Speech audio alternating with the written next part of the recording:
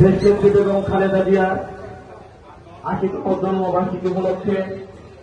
দোয়া মাহফিল এবং আলোচনা সভার সম্মানিত সভাপতি সাবেক ডিপিওজিএস মির্জাপুর উপজেলা পৌর বিএনপির সুযোগ্য সভাপতি আমার শ্রদ্ধেয় বড় ভাই জনাব হযরত আলী মিয়া মঞ্চস্থ আছেন। আজকের এই আলোচনা সভার মিলাদ মাহফিলের প্রধান অতিথির প্রধান আকর্ষণ আমার প্রিয় ব্যক্তিত্ব মির্জাপুরের এই মুহূর্তে সবচেয়ে জনপ্রিয় নেতা বাংলাদেশ জাতীয়তাবাদী দল বিএনপির সহ সাংস্কৃতিক বিষয়ক সম্পাদক জনাব সাইদুর রহমান সাইদ সুরাব সহ মির্জাপুর উপজেলা পৌর বিএনপি এবং অঙ্গ সংগঠনের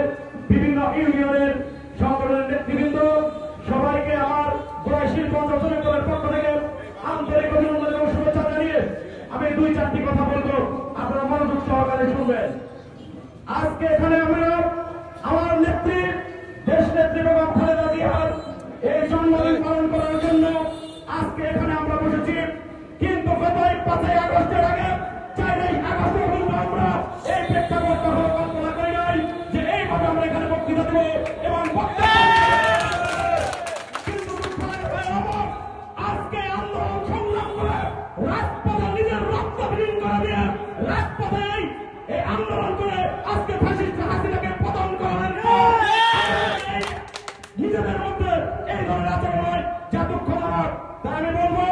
আগামী দিনে আমরা রাজনীতি যেভাবে আপনারা পরিচালনা করবেন সেইভাবেই করব, কিন্তু একটা কথা আছে, নেতা আপনারা জাতীয় নেতা,